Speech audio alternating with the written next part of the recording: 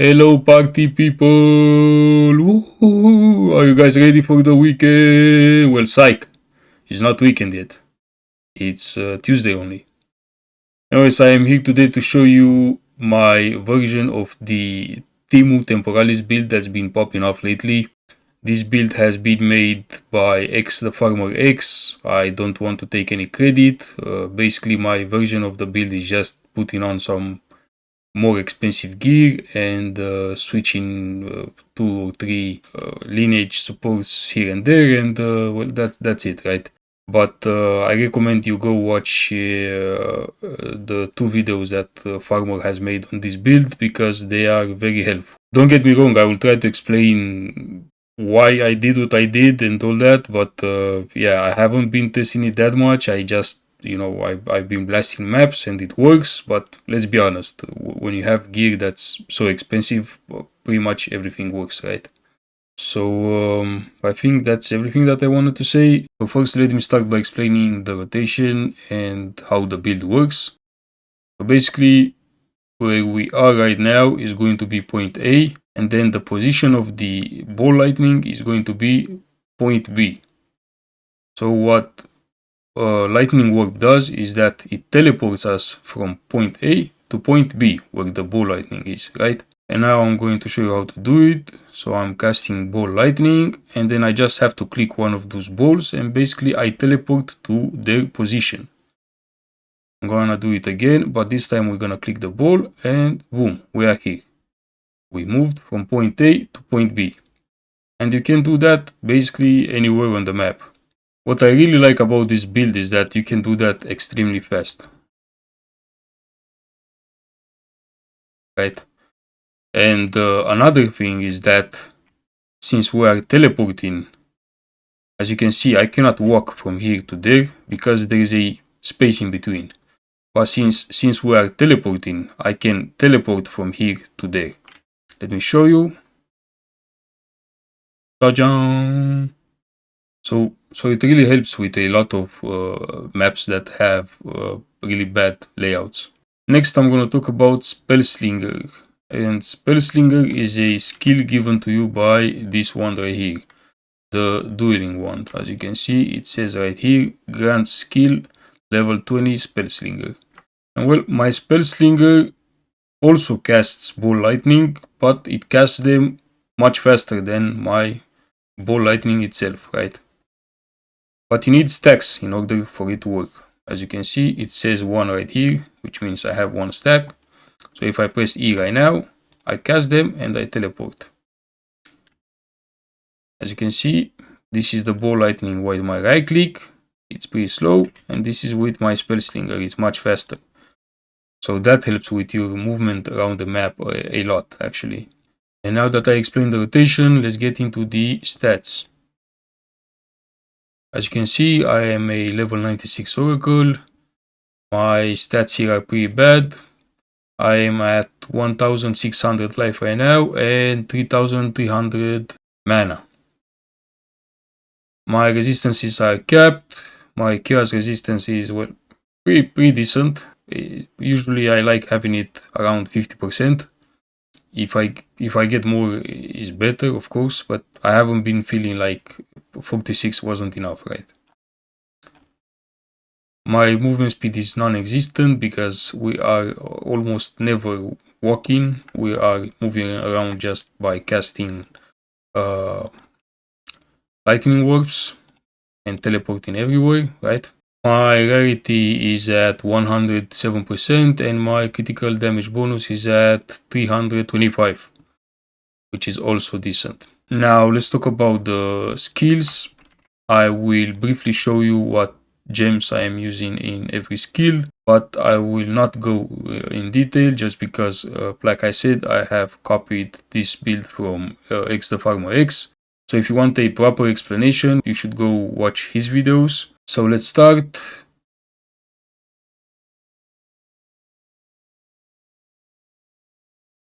I forgot to say that all my skills are double corrupted to +1 and 23% quality. I believe Farmer has Diala's Desire on his cast on minions death, but I didn't have space here, so I put it on my Skeletal Clerics, which helps me with the Spirit Reservation, which is good. My Ball Lightning, as you can see, is sitting at a nice 187,000 damage.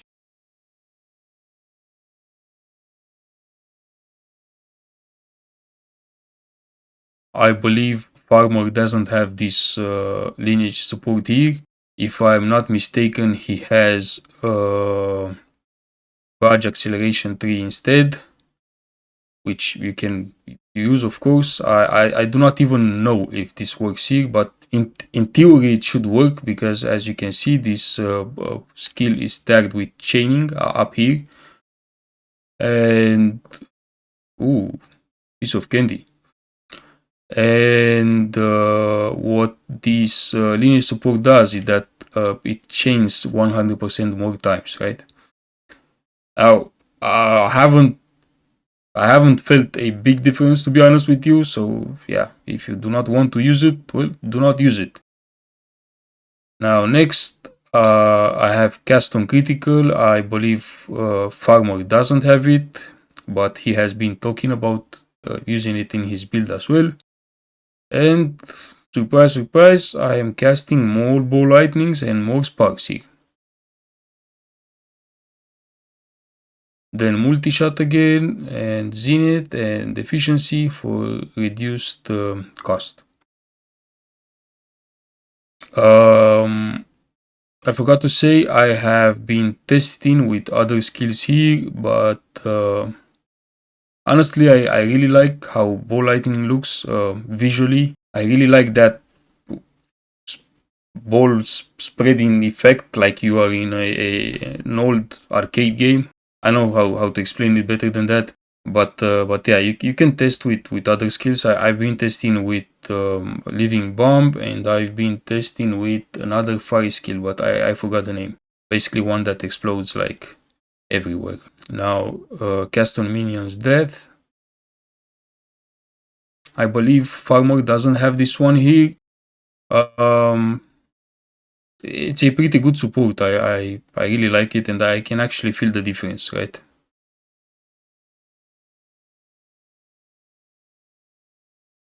Green Fist and Mana Remnants.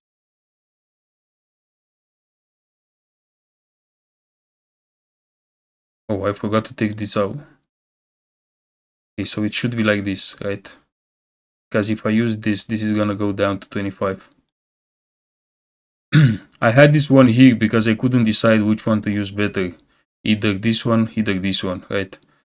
And yeah, but I'm gonna leave it like that. So that has been it for the skills. Now let's talk about gear. I have this piece of candy here, extremely good one. I have mirrored this from, I believe it was from Fabgun. This has exactly everything that I wanted. Now this helmet, now this baby right here, this is more expensive than all my other gear put together probably. You will have trouble finding something better than this. I imagine if you found one with 3 sockets instead of the accuracy, it would be of course better, but I'm not complaining. The chest, you want everything that I have here. You want the spirit, you want high energy shield, because we are going to convert the energy shield to mana with mind over matter. And you want resistances to cap your resistances, right? If you don't have the money to buy something like this, because I bought mine for like, I think I paid 400 divines for it, and then I have used a Hinekura's luck on it myself, and I got the 3rd socket, right? It had 2 sockets only. So in total I paid like 800 divines for it. The gloves are probably the worst piece of gear that I have right now. I just couldn't find something similar but with energy shield, so I got those with armor. I believe this pair of gloves cost me around 20 divines. This scepter right here is one of the core pieces of the build. Probably the core piece of the build, right? The chosen one. If I found one with a 25% corruption instead of 21, I could have gotten one more spirit cleric, right? What am I saying? I could have gotten one more skeletal cleric. Now the boots, your typical bones of wool that most of Pinion builds are using. You want 3 sockets, and if you can find / afford a double corruption as well with something like, for example, fire rays, cold rays, something like that, well, get them. I just couldn't find any. And we're using those boots just for this line here. Headhunter, like I said in my other videos, probably the strongest unique right now. I have one with high stats and double race. The ring, this ring is perfect. Perfect. This ring fucks, right? It fucks. You wanted maximum mana, you wanted increased maximum mana, I wanted the cast speed, you want the rarity of course, because you are only getting rarity from the ring and the amulet, and this line right here could be whatever you want, but I chose all elemental resistance because it makes it easier to cap your resistances. Now don't get me wrong, it isn't that important to cap your resistances because we are getting all elemental resistances both from a buff from the Headhunter and both from the Rite of Passage and also from a Shrine. So yeah, you have other ways to get elemental resistances. But it's still nice, being capped. What else? Yeah, this is of course Calendar's Touch, which reflects the other ring. Now the amulet, I have allocated here Lord of Horrors because I wanted the increased reservation efficiency. This is not mandatory, but I thought it's good to have. You want rarity, of course. You want spirit. You want all spell skills. You want cast speed. I forgot to show you, but my cast speed is at 0.2 right now, which is extremely fast. And yeah, then I chose maximum energy shield and global defenses for more energy shield, which it gets converted in more mana, right? That's about it for the gear. Oh, I forgot to show the charms. Of course, we have the Rite of Passage with the Spirit of the Stag. We have the... I never know how to pronounce this dumbass charm, so I'm just gonna skip pronouncing it. This charm for the freeze and this one for the stun, right? I am thinking about replacing this one with a normal one just because 200% of almost non-existent armor doesn't do much for me, right? As you can see, my armor is trash right now. So yeah, the flasks you already know. We have the All Rods and we have La Viangas. That's about it for the gear, and now let's move to my skill tree.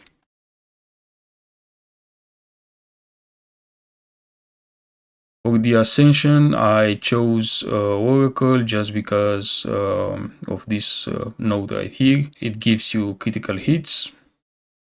Yeah, long story short, it gives you critical hits.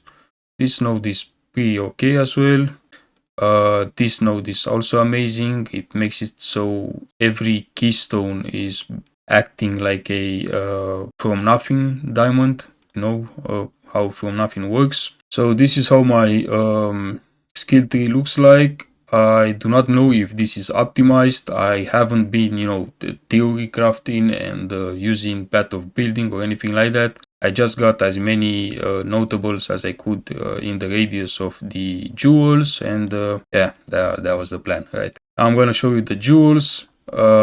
Basically, I have two jewels that are exactly like this one. It gives me critical hit chance, critical damage bonus, and global defenses. I specifically chose only jewels that have notable passives here, just because, as you can see in the radius, we're almost taking zero, or actually taking zero small passives. We're only taking notables. So yeah, so this jewel is exactly the same as this jewel, right? Both of them are perfectly rolled. And then I have a Heart of the Well. Where is it? Oh, right here. I'm blind. With extra fire, extra lightning, critical hit chance for spells, and recover maximum mana on kill. And lastly, we have a Against the Darkness with Spirit and extra Chaos. So yeah, that's about it for the skill tree, and that's about it for the video as well.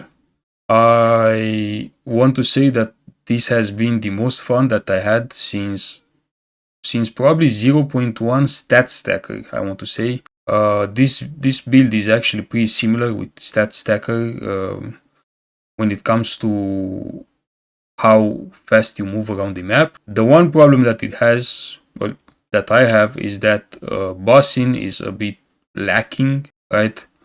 But well, when you have the gear that I do, bossing is okay. But before I got to this point, it was a bit lacking, right? Compared to the Poison Burst Pathfinder, at least. So I urge you guys to try out this build if you want to. You do not have to try out my version. You can easily try out the first version that Farmer did, and it's still extremely fun because as you have seen in the intro videos that I posted, I am moving extremely quick around the map, maybe quicker than a Temporalis, probably not, but you know, in the range, in the same range. And we both know that GGG doesn't like when you are moving that fast, right? And they don't like it when there is something that rivals the almighty Temporalis, right? So yeah, if you want to try it, you still got like probably 2 months of the league. That has been it for me, and yeah, pieces. See you next time.